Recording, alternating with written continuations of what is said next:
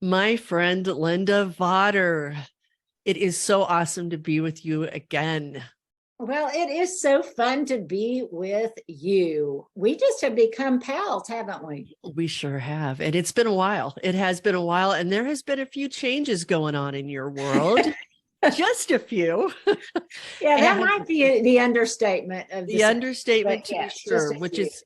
is really going to be the essence of our conversation today. And for our audience too, I am getting over a cold here, so I'm still a little sniffly sounding. And if I cough from time to time, please excuse me in advance.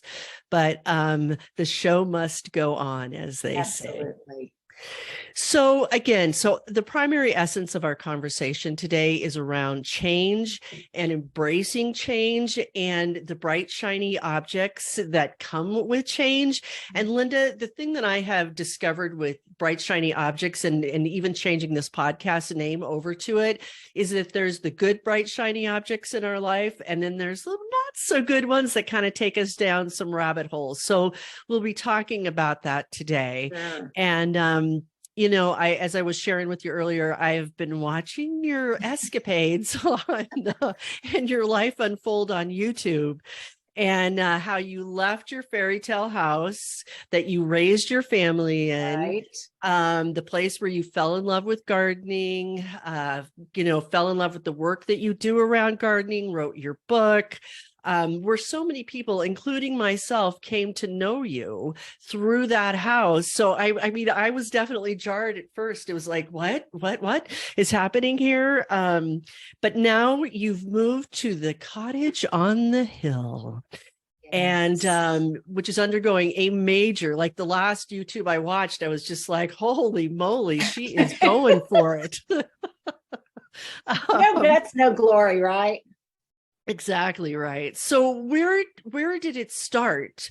This idea to leave your beloved home. And Linda, I know myself, I've been in my house 30 years too. And the idea just crossed my mind. Should we downsize? Should we do, what should we do about it? But where did it move from an idea to like, this is going to happen? Well, I think it wasn't an aha moment. It Okay. was an evolutionary kind of thing that took place over, I would say, probably about 3 years. I would say Okay. about 3 years ago, I just got this seed of an idea in my head that maybe I could leave this garden. And it was never so much about leaving the house, it was always about leaving the garden. Right. And I think that that was born of, first of all, a sense of keen attachment to a place that I had created and loved and tended for so many years. And also equating that, because I've always said that I started a garden at the same time I started my family. And so I think I was equating the two. And Mm. I think that added another dimension to how difficult it was to leave. But when I started separating the two, when I started thinking, no, my family, they're still there and they're going to be around, and they're both married now.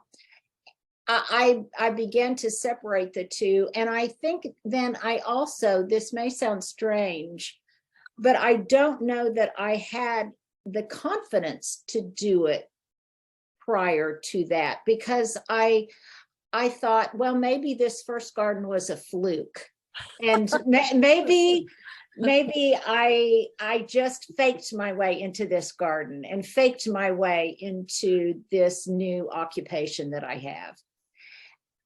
And I think I was insecure about doing it. So I was insecure about the detachment from it. I had separation anxiety.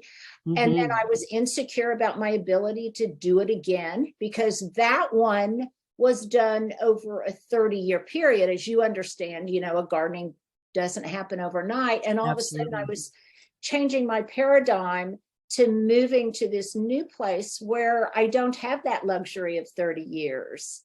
And I want the comfort of maturity in my garden, because I don't have 30 years left. And so I was not sure if I could do that. Does that make sense? Yeah. And then how, like, bringing your husband on board, and I know even with my grown children who, as yours do, live in another place, they don't even Right. live around here. Yes. You know, they're always like, yeah, you guys should do something, but then they're like, but don't leave our home, because all of our memories are there. How did that work for you with the family jumping on board with you? Well, I think a lot of it has to do with their personalities. So they were supportive from the get-go. I think it's because they have rather adventurous personalities themselves. You know, my older son lives in Singapore. My younger son lives in Denver. They are far braver in that respect than I have always been in terms of risk taking. And I think, you know, I'm somebody that likes the familiar, and they have always been, again, demonstrated far more courage in their ability to adapt to change and things. And so I think that because of that, I felt very comfortable in doing it after I, of course, consulted them. Of course. My husband was a little bit more reticent, I think, because he you know, he likes his spot. You know, I've often said Woody in Toy Story, I have my spot. And my husband always, I think, kind of felt like he had his spot, and he'd never had enough time because he worked for so many years, you know, to really be able to enjoy his spot. And so I think there was some reluctance on his part, but he also knows that pretty much that domain is mine. And as long as I tend it and clean it and create it, then he, God love him, just kind of has to go along for the ride. So I didn't force it upon him, but it was also very helpful to already have the next place identified. So I don't think I ever could have been one of those that says, okay, we're gonna leave this house and move into a purgatory of sorts until we find the next house. I don't think that was possible for either of us. I needed to already have the dream, the detailed dream of a new location before I could make the move, and certainly before he could. And I think once he saw this and he felt that I was on board with it and that I could see a vision for how we could live in this space and translate our lifestyle to this lifestyle, then he became comfortable with it as well. I didn't impose my will upon him. Not completely anyway. Did you, because I know you had talked about possibly moving even to Colorado. And so like, what made you decide to stay in Oklahoma? And was it finding this house that was like, okay, this is it. This is the place? Well, I think, you know, so often we are arrogant in our thinking that we can control things. And I was that way. I think, oh, I'm going to control this, and this is how it's going to play out. And I had always envisioned not so much a complete move to Colorado as much as we will have two smaller homes, and one will be in Colorado and one will be here in Oklahoma City. And then sometimes things happen outside your control. So my beloved Salida, that we still just love dearly, we had property there for many, many years. And we didn't build either because we didn't have the time or the resources, or kids were going away to expensive colleges, or parents were aging that needed tending. And that dream was never realized. And then one day your dream is almost dissolved before your eyes, because we got a notification that property that we had owned for so many years, that the area contiguous to it was going to be turned into a development. Oh, that was not our dream. Right. And so then what would have otherwise been a difficult decision to make, to sell that property, then was made for us, because the dream changed then. In that, you know, by opening that one envelope, as so often happens in life, it was a transitive, you know, boom. It just changed everything. And so then because of that, then the rest of our dream changed. And I also think you become wiser as you get older. Isn't that And amazing how we isn't continue to do it how that happens? that? And I know that I was getting busier and busier and busier and had less time for homekeeping and housekeeping, and to a certain extent, much less in two different geographical locations and the time it takes to travel back and forth. And so we thought, well, we've got a son in Denver, and we'll just continue to go to Salida through Denver, but we'll just stay at different places that we love there. And that way we get the best of both worlds. And I don't have more toilets to clean in different states. Indeed. So the dream just kind of metamorphosed. And then we found this cottage here, which was just a dream come true in many respects that I can get to later. And sometimes I think to live a bigger life, you just really have to rethink the way you have dreamt in the past. Yes, indeed. And like you say, the older, the wiser, right? That it just changes. We change. Yeah. Yeah, absolutely. And I have to ask this question, was one of the reasons for this because the garden was such a blank canvas? When you looked at it, did that excite you, or did that kind of take you aback a little bit? Well, you have listened well to a lot of I have. because I knew that there were so many of my followers. There's 150,000 of them on YouTube now or something. And I knew that not only did I love that place, but that a lot of other people loved it vicariously through me, just as I have loved some other famous gardens. And I didn't want to be disrespectful of that. So I have hinted, I had hinted along the way, long before I found the cottage, that I was itching for a change. Yeah. I was itching to start a new garden someplace. And I don't know if you've ever felt this way, but sometimes I felt like I brought it about as far as it could go, to quote that song from Oklahoma. Totally. I just felt like I had kind of maximized my vision of beauty for it there. And from that point on, it wasn't so much downhill as it was just constant restoration of existing features, whether it was, trees that had suffered storm damage, or fences that needed replacing, or a boxwood hedge that needed rejuvenating. It was just becoming more restorative than creativity inspiring.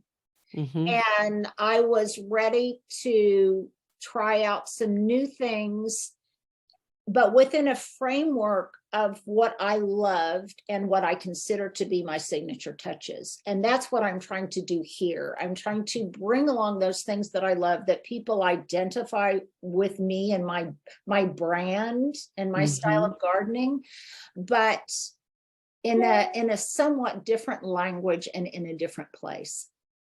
Well, and I have to say, in watching you, I just love how you're just talking out loud all the time on YouTube, right? Because then we're getting it. We're hearing it, and it's not just, it's done. And you really talk it through. Because how many times have you just wanted to be a little bird on the shoulder of someone that you find interesting or inspiring, and you just want to know, okay, how did they do that, and how did they execute it, and how do they live a day? As if there was a magic formula.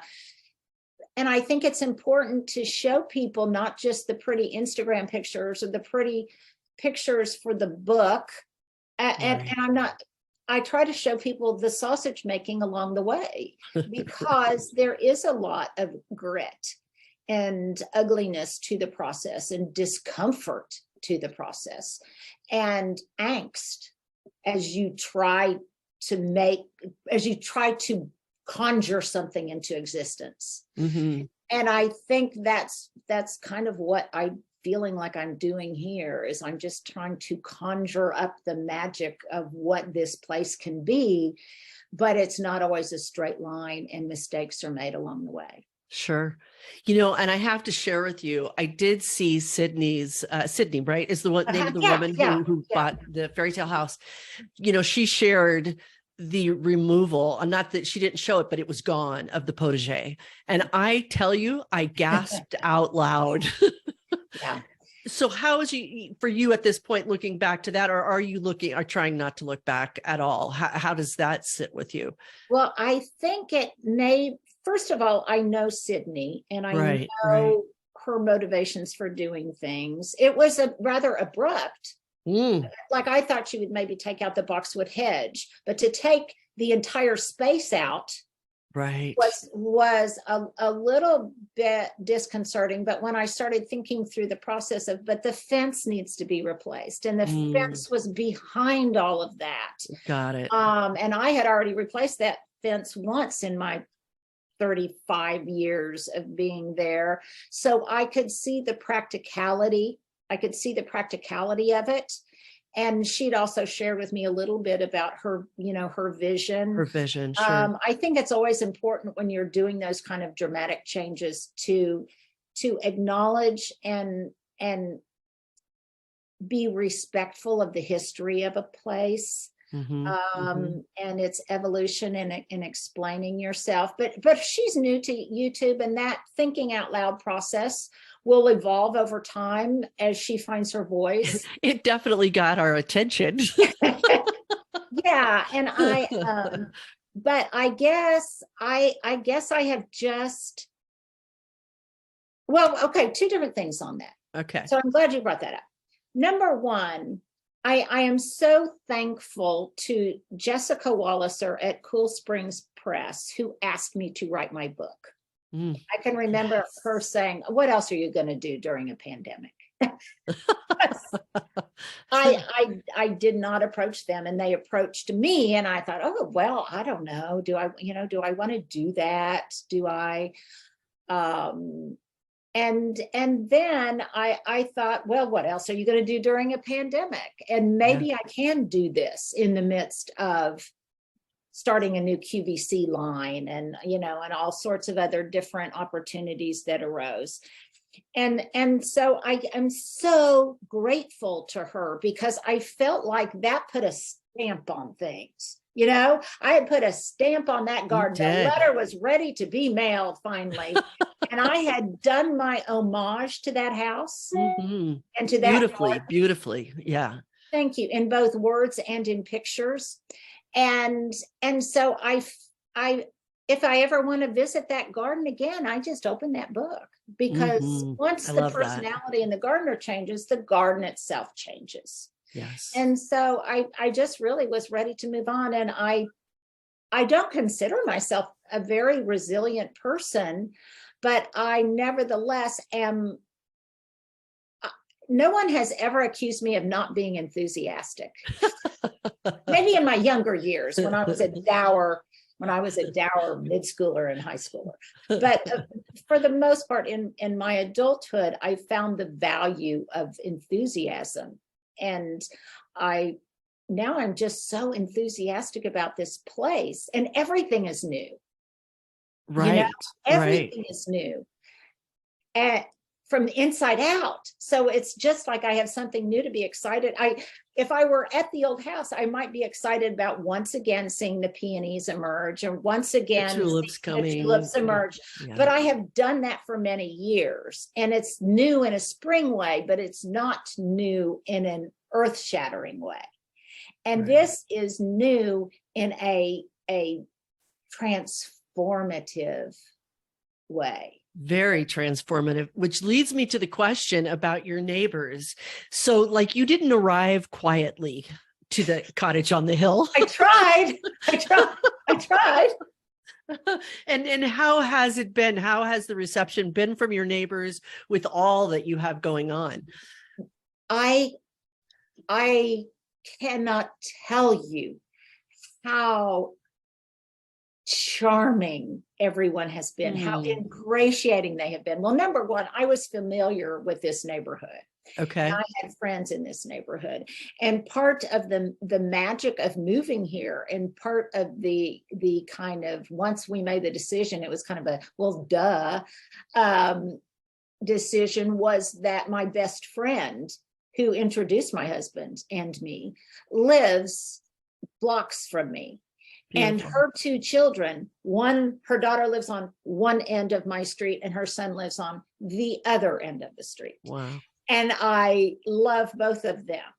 And I can borrow her grandchildren.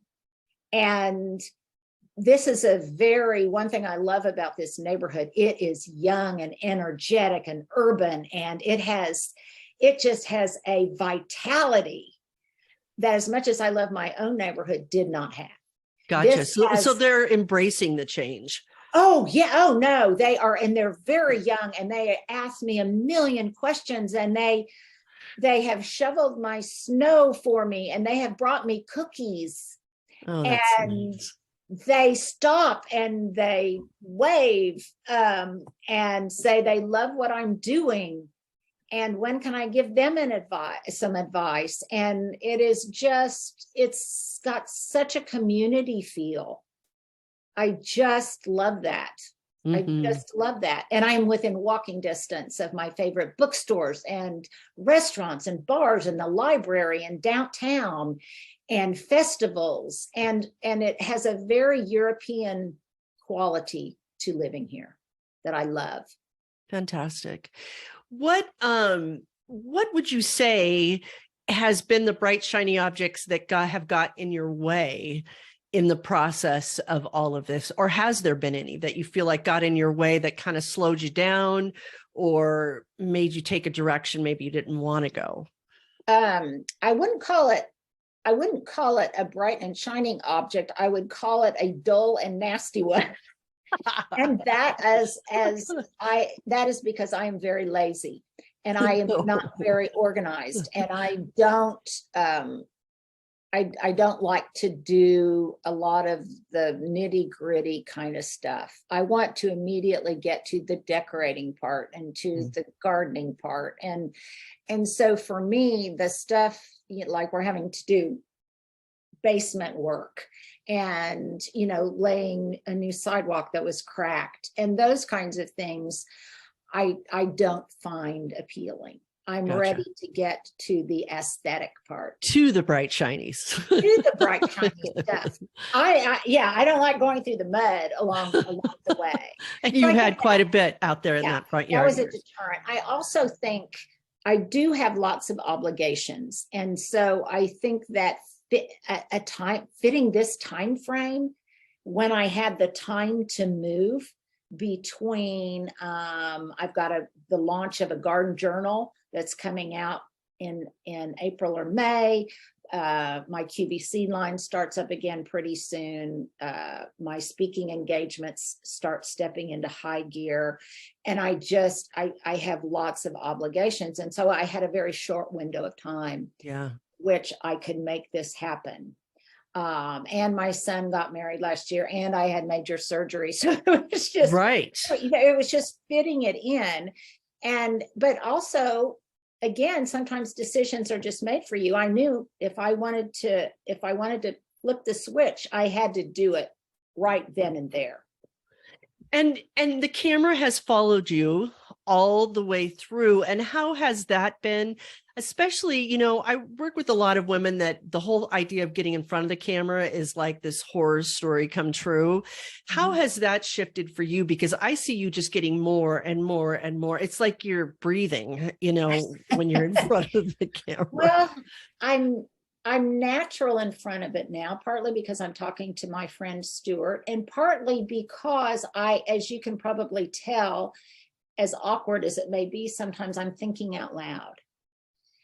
And I know people think sometimes, oh, she talks so much, or she whatever. But part of that is I am thinking out loud. And if you want to see how this aesthetic is created, it's important for me to show my thought processes to stutter along the way. As I make a decision, I back up on that decision. I make a decision, one step forward, two steps back, because that's how it works. I mean, life isn't linear.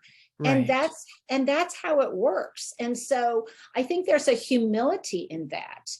And I am happy to share the mistakes I make along the way, because that's how it happens. And sometimes those mistakes are fortuitous and give you an even more magical canvas to work on than you thought originally. So I'm becoming more comfortable with that. And Of just being yourself, of just being myself. real. And a lot of times people say, well, how did you, now people are as interested in how did I get to do what I'm doing in terms of social media and that kind of thing as they are the gardening. And for me, again, it was just an evolution. One thing begat something else. And along the way, as uncomfortable as it was, and I don't do well with discomfort, but as uncomfortable as it was along the way, I seldom ever said no to an opportunity. So when I was asked to be on TV, even though those first times I was on, I looked like a complete idiot, I was willing to look like an idiot for a while, or at least get past yourself thinking that you look like an idiot. Yeah. And then the other thing was that when I think about it now, I think how silly it was that I had my former careers, because they were so different from the career I have now. My first job out of college was I sold pharmaceuticals for Pfizer Laboratories. So I was a detail rep for a while. And then I worked for an oil and gas company. And then I worked as director of admissions for a university and did educational consulting. But I learned skill sets in each one of those jobs that then made me comfortable to do what I do now. So when I worked within education, that made me comfortable speaking in front of large groups. And when I did my TV work, that made me feel comfortable then to be on QVC or to, have a camera constantly, in my face. In your face, right. And the team, I would say the team you have around you too, because, Stuart, and how did Stuart end up coming into your life? Because the two of you just have such an amazing rapport with each other. Well, I think part of it is, he's a little bit old to be my son, but nevertheless, I think I had brothers, I had boys growing up. So I'm used to just that kind of camaraderie and that kind of bantering back and forth. Some people say, oh, you're so mean to Stuart. Well, no, that's how you are with people you love, Exactly. And, but we came together, to answer your question, when I started my association with Southern Living Plant Collection years ago, and Southern Living in general, and I needed a professional photographer and videographer. And so for a while I was just working with him exclusively, producing kind of commercial content for Southern Living and for some other places. And then we just, I don't know, it's just like everything by accident. When my Instagram account got hacked years ago, I needed to find a new home. And so we went to YouTube, but I knew nothing about it. But then one day we just decided, okay, we'll do that. And I wonder if you can make money off of it. And, we flipped that switch. And so it's just been trial and error along the way. And we've been doing it together.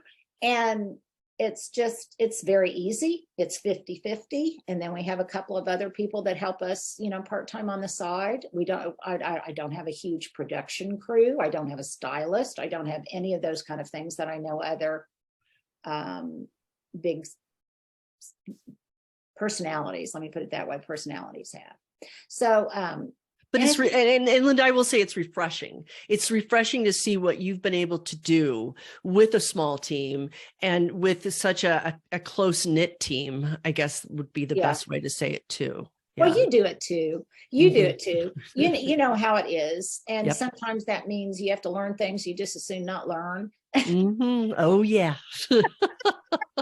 And periodically you make a misstep.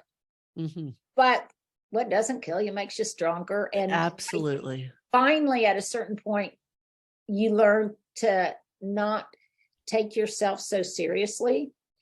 And I have a lot of brothers and sisters who are in really, literally are saving lives, you know, every day. And so when I do something stupid, or I make a judgment call that proves to be wrong, I'll think, well, ain't nobody dying here.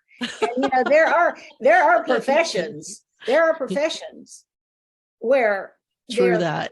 are dying. Yeah. And there's, God love all the people in Turkey and in Syria who are, Please. who are experiencing that, and in the Ukraine and unknown, areas in Africa that, never ending civil war. So I got it easy.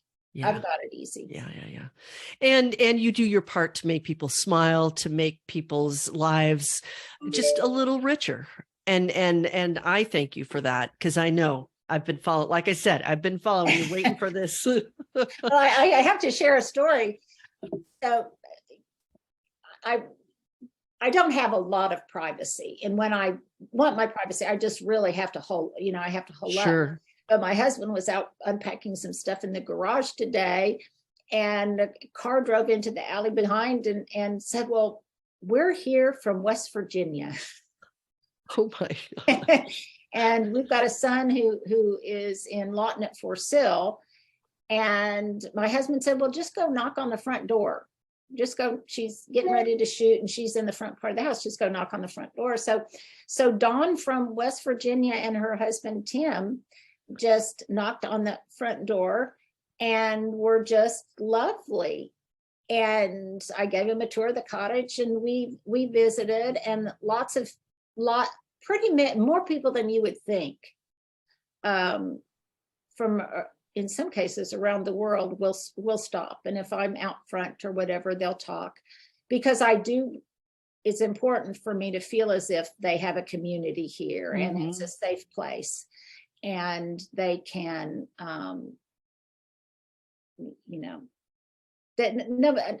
there's no slap downs here. There's no whatever. I know that Kevin at Epic Gardening, he's talked about how there was times he had to go, whoa, wait a minute. Like, this is my house. You can't come walking in my front door. Yeah. I haven't had that. Most people are very respectful and always ask permission first. And so I haven't had that there, but then I again, you can say no, Right. And never has anyone really interrupted me while we were shooting or anything. In fact, the neighbors are so sweet. Oh, I'm sorry if we're doing this while you're shooting. I say, no, you live here too. Yeah. If you don't mind me asking you to join in and be on camera sometimes, then right. So it's meant to be comfortable. We do some editing, but it's not extremely edited. So there's times that we make fluffs, or, because I don't want it's an overused word, authenticity, but I do want people that it's natural. I really am, as you know, I really am like this in real life. Right. For good or bad, I really am like this in real life. Not too polished. Yeah. So Linda, as we start to wrap up here, for someone who's been struggling with change, and especially someone in our age group, right, that, life is, I know for myself, my husband just retired. Like, there's just all these things that you're just like, wow, what is this next stage of the journey? What are your words of wisdom around how to embrace change as opposed to being fearful of it? I think that all too often we tend to look at it as change, and we need to look at it as change and change and change and change on the margins. Then you change a little bit more until that kernel of whatever it is you're going for begins to grow. And so I spoke with a creative writing class in an AP English class last week, and I talked about this process that's been very helpful to me. And that is a process of first observing something. Observe and just note or detect that, oh, this might improve my quality of life. It could be something as simple as moving the coffee pot to the other side of your kitchen. Or it might be making a new friend, or it might be going to a different bookstore than the one you normally go to. You just kind of, you just observe, okay, what could improve my quality of life? And then I have found that you then deconstruct that. You deconstruct something. Okay, well, why? Okay, so if I started dressing like this person that inspires me so much, that might inspire my own creativity, my own sense of style, and would improve my quality of life. So first I'm observing that. Then I'm deconstructing, what is it about it that I find so appealing? Mm. What of those components do I already possess? What might I acquire? I can go to a thrift store, or I can, whatever. Maybe it's someone's posture. Maybe it's their style of speaking. Maybe it's their vocabulary. Okay, what is it that will improve my quality of life? And then you deconstruct it. And then by deconstructing it, you take each one of those components and you just make a small change. Hmm. You just can change that, you can change that one thing. And then before you know it, there's an aggregate quality to that, and change begets change begets change, and all of a sudden small things become big things. It's like, I'm a huge fan of James Clear in the book Atomic Habits. Absolutely.